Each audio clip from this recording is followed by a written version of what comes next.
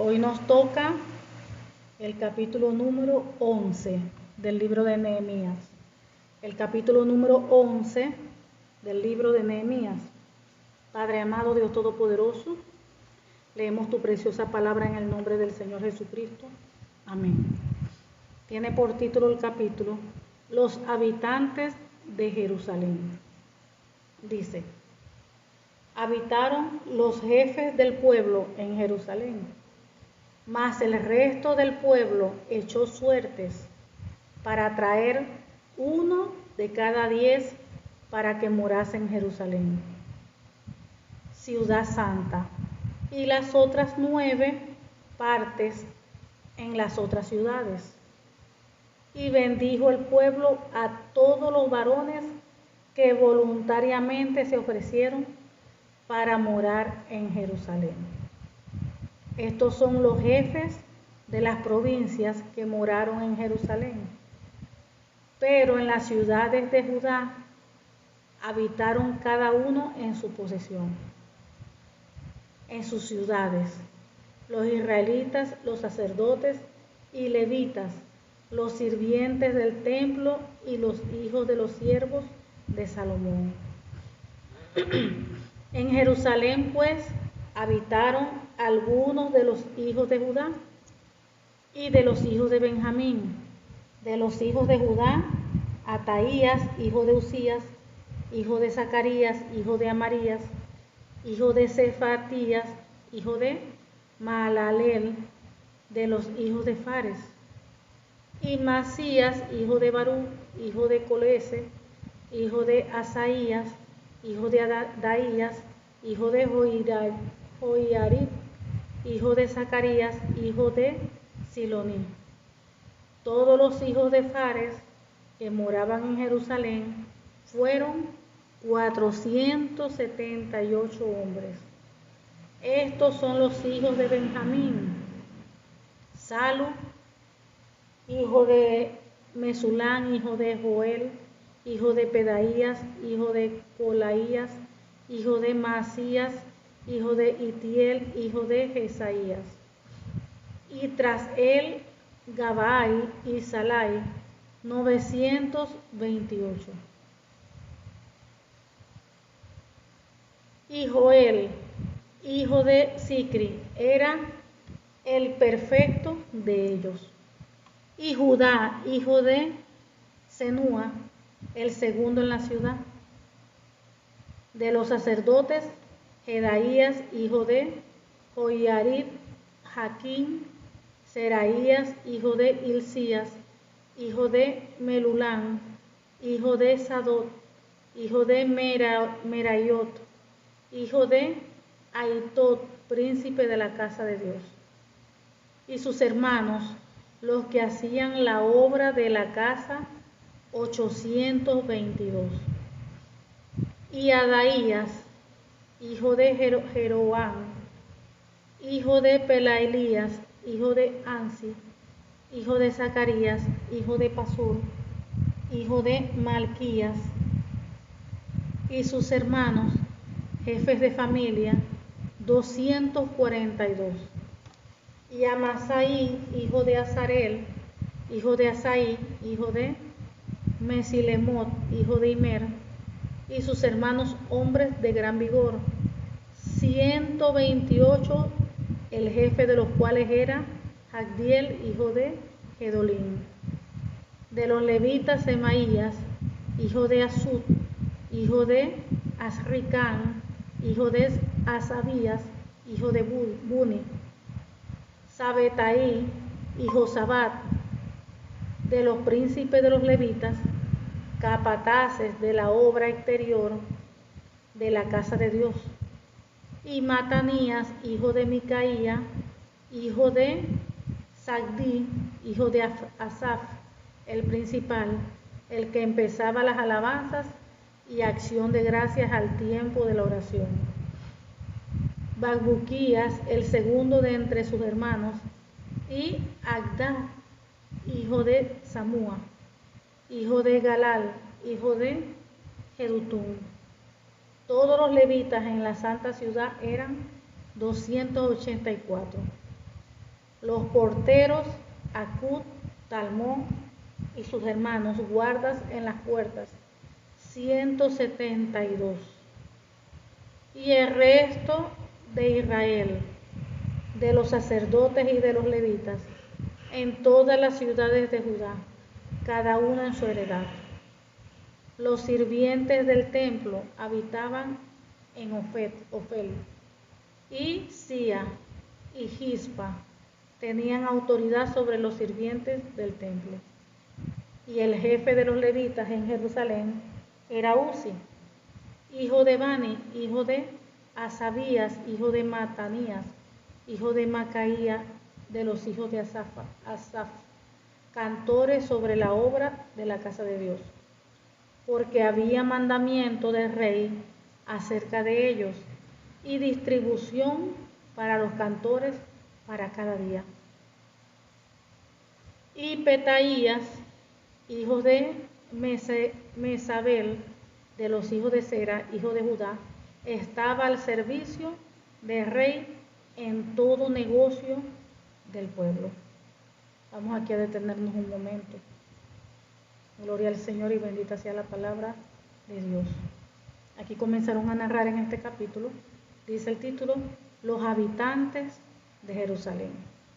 Recuerden que ya ellos habían reconstruido, ya habían arreglado la casa de Dios, el templo, ya habían levantado las murallas. Aparte de eso, recuerden que una parte, líderes y una parte de los que habían sido cautivos cuando el rey Nabucodonosor había pues atacado al pueblo de Israel, allá a Jerusalén, se los habían llevado cautivos. Y el tiempo que duraron ellos cautivos en otras naciones, ¿qué hicieron ellos? Vamos a decir pues que pecaron contra Dios. ¿En qué sentido? Que muchos de ellos, hasta los líderes, se unieron a mujeres que hoy dijéramos yugo desigual. Tomaron mujeres de los pueblos paganos y no solamente tomaron, sino que tuvieron hasta hijos. Hubieron allí hombres que tuvieron hasta hijos con esas mujeres paganas. Pero recuerden que ellos, ellos volvieron. Cuando lo del rey Ciro, que Dios le habló al rey Ciro, y el rey Ciro mandó cartas, mensajes, para que los que estaban afuera volvieran, para reconstruir los muros, todo. Dios tocó corazones y pues la gente volvió, los judíos volvieron. Después se encontraron con ese problema, que muchos habían desobedecido a Dios en ese sentido, que se juntaron con mujeres no del pueblo de Israel y tuvieron también hijos. Cuando ellos sabían, ¿verdad?, que por mandato de Dios estaba establecido de que ellos no se podían unir, no se podían casar, o sea, eso Dios no había dicho que hicieran eso. No era algo aprobado por Dios, más bien Dios les dijo que no se unieran con mujeres de pueblo pagano. Pero sin embargo lo hicieron así. Pero como hoy en día también nosotros conocemos la palabra del Señor, sabemos los mandamientos de Dios, y sin embargo pues muchas personas pues a veces hacen lo contrario, no obedece. Si nos enfocamos en ese punto, el casarse, el yugo desigual, eso sigue pasando hoy en día. Hemos visto como muchachas cristianas se casan con muchachos que no son cristianos, porque piensan que lo van a convertir. Y muchas veces hay muchachos que son cristianos y se llegan a casar con una muchacha que no es cristiana porque la van a convertir. Y muchas veces eso termina mal. Y una vida en sufrimiento, con muchas situaciones negativas. Entonces eso pasó aquí, en estos tiempos que estamos aquí leyendo, estos tiempos bíblicos. Pero ¿qué pasó ellos? Ellos al ver esa situación que estaba allí presente, ellos se arrepintieron. Ellos oraron a Dios, primero reconocieron de que habían pecado contra Dios. Reconocieron de que habían desobedecido a Dios. Reconocieron que no estaban bien, que estaban mal en esa situación. Se arrepintieron, se humillaron delante de Dios y decidieron arreglar el problema. ¿Cómo arreglaron el problema? Decidieron pues ellos venirse a Jerusalén y pues dejar a las mujeres y a sus hijos, mandarlas a sus tierras. porque ellos sabían que a Dios no le agradaba eso, estar en esa situación. Ellos arreglaron su situación. Como dice la Biblia, que el que confiesa su pecado y se aparta, alcanza misericordia. Muchas veces, ¿qué es lo que se hace hoy en día? Se pide perdón. Ay, Señor, perdóname porque estoy en esta situación, este pecado, y esto a ti te desagrada, esto no viene de parte tuya, perdóname. Pero siguen en el pecado. Siguen pecando, siguen cometiendo lo que a Dios le desagrada. Entonces allí no hay un arrepentimiento. Un verdadero arrepentimiento no hay. Porque la misma palabra de Dios lo dice. El que confiesa sus pecados y se aparta, alcanza misericordia. Entonces yo puedo pedir, la persona puede pedir mucho perdón a Dios, pero si no deja ese pecado, no se aparta, allí no va a tener Dios. ¿Cómo va a tener Dios misericordia? Ay, Señor, perdóname porque dije mentira. Después, ay, Señor, perdóname todos los días porque dije mentira. Pero no se aparta de la mentira, no deja de decirla. Y así sucesivamente con todos los pecados. Dice la Biblia que el que confiesa su pecado y se aparta alcanza misericordia. Entonces es necesario primero reconocer que estamos mal, reconocer que estamos en una situación de pecado. Entonces usted debe arreglar ese problema. Ya lo confesó, lo reconoció delante de Dios, apártese. Apártese. Y comienza a hacer lo correcto. Eso fue lo que hicieron ellos. Reconocieron sus pecados, se apartaron de sus pecados y comenzaron a hacer lo recto delante del Señor. Y comenzaron a hacer lo recto delante de Dios. Entonces ya después que estaban todos allí, recuerden también que el enemigo se le había levantado, como lo hablamos, que cuando alguien quiere hacer lo correcto, lo recto delante de Dios, siempre se va a levantar el enemigo. Ellos se levantaron a reconstruir allí el templo para reconstruir la muralla y el enemigo se levantó. Hasta tuvieron un tiempo que tuvieron que parar, pero después otra vez nuevamente se activaron. Y a la final Dios, ¿qué? Les dio la victoria. Porque cuando nosotros queremos hacer la voluntad de Dios, cuando nosotros queremos hacer lo recto, lo perfecto, lo que a Dios le agrada, ¿se va a levantar el enemigo? Sí se levanta. Pero si usted en su corazón insiste en hacer lo bueno delante de Dios sin importar nada, Dios le va a dar la victoria porque Dios le va a ayudar. Dios no lo va a dejar ni Dios lo va a desamparar. Por muy difícil que sea la situación, Dios le va a ayudar. Como dice la palabra del Señor, que la obediencia trae bendición. Y cuando uno persevera, porque uno quiere ser obediente a Dios, en hacer lo bueno, que dice la Biblia que eso trae bendición. Entonces yo solamente tengo que enfocarme en hacer lo bueno, lo que a Dios le agrada, obedecer su palabra. Lo demás vendrá por añadidura. La bendición va a venir, porque yo me estoy sometiendo, estoy obedeciendo a todo. Entonces vemos que habitaron los jefes de los pueblos en Jerusalén, más el resto del pueblo echó suerte para traer 1 de cada 10 para que morasen en Jerusalén, ciudad santa, y las otras 9 partes en las otras ciudades. Y bendijo el pueblo a todos los varones que voluntariamente se ofrecieron para morar en Jerusalén. Acuérdense que no había nada allí, no estaban morando porque eso estaba destruido la ciudad. Y estaban en ese proceso de reconstrucción. Estaban en ese proceso. También recuerden que también hablamos que aunque esa era una ciudad, ¿verdad? Eso también representaba como si nosotros dijéramos el país nuestro. Y estábamos hablando también de la reconstrucción, de cuando Dios se aira, ¿verdad? Por la desobediencia, por el pecado de los presidentes, el pecado del pueblo. Dios manda juicio, pero así como Dios hiere, también sana. Y después Dios comienza a restaurar. Entonces por eso ahí la importancia de la iglesia de Cristo en levantarse, en orar, humillarse, pedir perdón, para que Dios perdone y Dios comience a sanar, a restaurar. Y eso también lo llevamos a nivel de hogar. Muchas veces los hogares están, vamos a decir, por el piso, porque no hay vidas los hogares no están sometidos a la palabra, no están viviendo conforme a la palabra, y pasan muchas cosas terribles.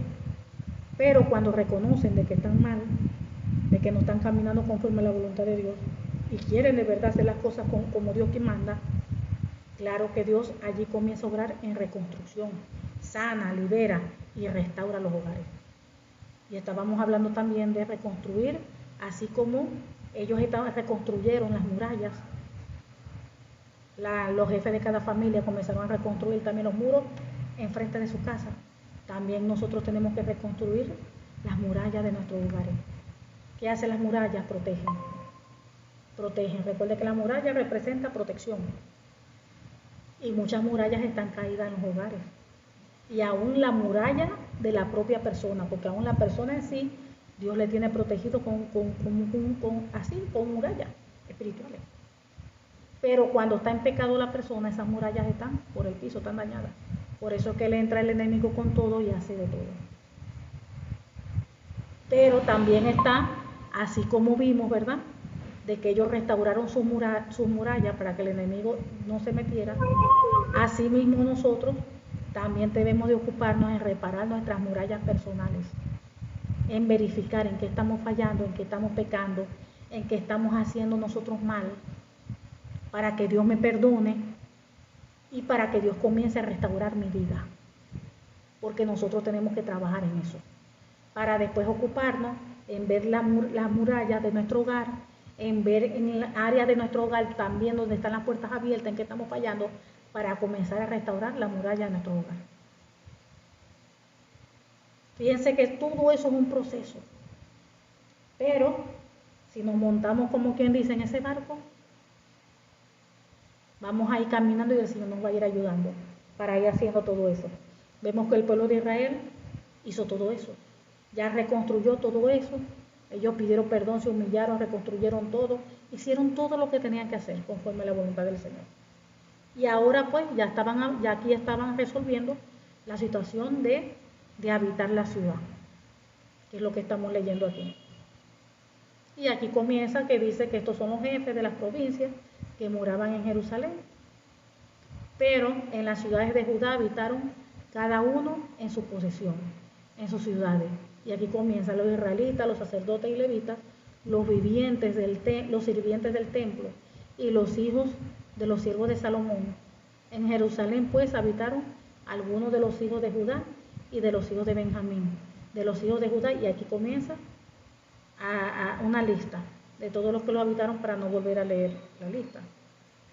Y aquí comienzan los hijos de Benjamín, los hijos de Judá, los de Zacarías, hijo de tal. Bueno, y aquí comienza la lista. Los hijos de Fares, los hijos de Benjamín, de los sacerdotes. Después dice, en el 12, y sus hermanos los que hacían la obra de la casa, 822, y allí, y sigue la lista. Sigue la lista. Y después en el 18 dice, todos los levitas en la santa ciudad eran 288. Los porteros, también nombra los porteros, Acud, Talmón, y sus hermanos guardas en las puertas, 172. Y el resto de Israel, de los sacerdotes y de los levitas en todas las ciudades de Judá, cada uno en su heredad. Y después dice en el 23, porque había mandamiento del rey acerca de ellos y distribución para los cantores para cada día. Y Petaías, hijo de Mesesabel, de los hijos de Sera, hijo de Judá, estaba al servicio del rey y de todo el negocio del pueblo. Fíjense aquí el 23 que dice, porque había mandamiento del rey acerca de ellos y distribución para los cantores para cada día. Fíjense cómo ellos estaban organizados de tal manera, wow. Ahí nombraba a los levitas, los cantores, los sacerdotes, todos los que eran sirvientes, todos los que trabajaban en la casa del Señor. O sea, todos ellos era una distribución, miren, en orden. Y todo se hacía como Dios lo había mandado, como Dios lo había establecido. Fíjense que todo el mundo tenía que alinearse. Si algo estaba mal, ellos lo arreglaban. Y fíjense que así tiene que ser nuestra vida espiritual, nuestra vida con Dios, nuestros hogares con la palabra, con Dios. Nosotros tenemos que entender, ¿verdad?, que nuestras vidas tenemos que arreglarlas delante del Señor. Nosotros no vamos a pretender de que nosotros estemos viviendo una vida que no está alineada a la palabra y queramos que Dios nos bendiga, queramos que Dios nos abra puertas, queramos que Dios haga esto y aquello, porque Dios no trabaja así. Dios no trabaja así. Es al revés. Dice la Biblia que la obediencia trae bendición. Entonces nosotros tenemos que estar preocupados día a día por arreglar nuestras vidas delante de Dios. Cada quien sabe en qué está fallando, cada quien sabe cómo es su andar, su caminar. Por mucho que usted clame, por mucho que usted pida, Dios no va a hacer si usted no acomoda su vida delante de Él. Si usted no decide hacer lo correcto, lo recto, así como hacía el pueblo de Israel. Pidieron perdón, se humillaron y se apartaron del pecado. Usted no pretenda que las bendiciones de Dios se derramen sobre usted si usted no se arrepiente y se aparta del pecado. Porque si no es en vano que usted ore, en vano que usted clame, en vano que usted pida. Porque Dios no trabaja así. Que usted esté en pecado y que las bendiciones de Dios se van a desatar sobre usted, no. Porque eso no es lo que enseña la palabra. La palabra de Dios dice que la obediencia trae bendición. ¿Y cuál es la obediencia? El que nuestras vidas estén alineadas a la palabra, en que yo viva la Biblia, en que yo viva cada versículo que dice allí los mandamientos, yo los cumpla.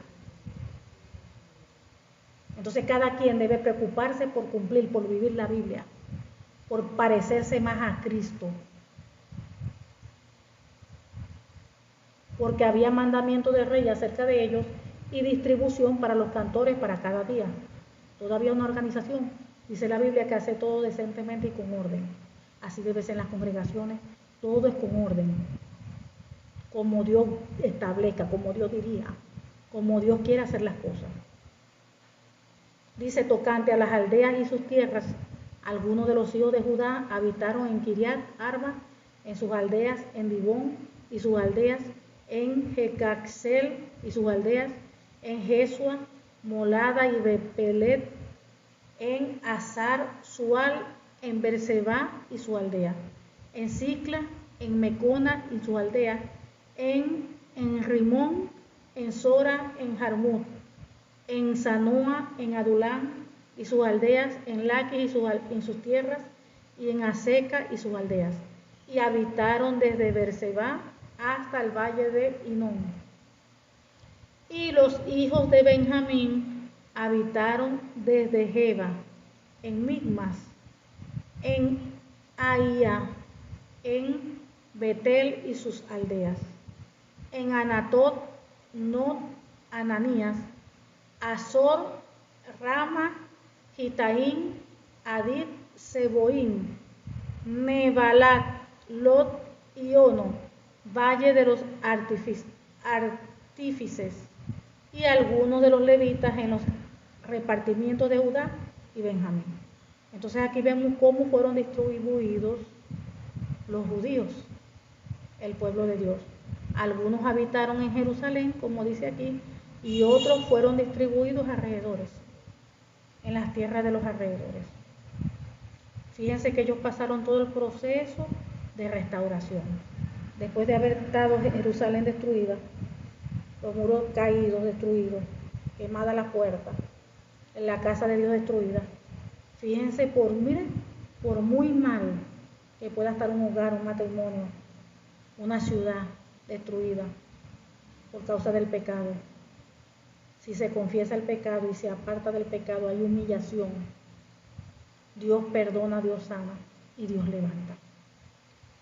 Y eso es en todas las áreas, bien sea un país, bien sea en nuestros hogares, bien sea en nuestra vida personal.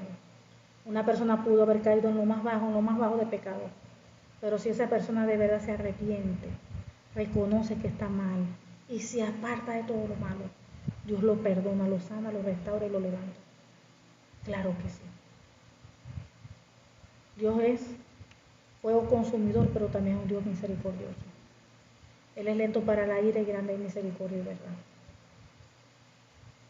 Entonces Dios aquí nos exhorta también a que examinemos nuestras vidas, examinemos nuestro caminar, examinemos nuestro andar. Que nos pongamos a cuenta con Dios, que nos arrepintamos de verdad y que nos apartemos de todos los pecados, de lo que a Dios le desagrada. Y que busquemos cada día parecernos más a Cristo. Que seamos hombres y mujeres de testimonio. hombres y mujeres de testimonio. Que nadie tenga de qué señalarnos acusando. Amén. Padre amado, Dios Todopoderoso, te damos gracias. Gracias, Señor, porque tú eres bueno, porque para siempre es tu misericordia. Te damos gracias, Padre, por tu palabra. En el nombre del Señor Jesucristo te pedimos que esta tu palabra, Padre, produzca fruto en cada uno de nosotros, asiento por uno, Padre. Y en el nombre del Señor Jesucristo sellamos esta tu palabra con tu preciosa sangre, con el Espíritu Santo de Dios. En el nombre del Señor Jesucristo te lo pedimos, Padre mío. Amén y amén. Gloria a Dios.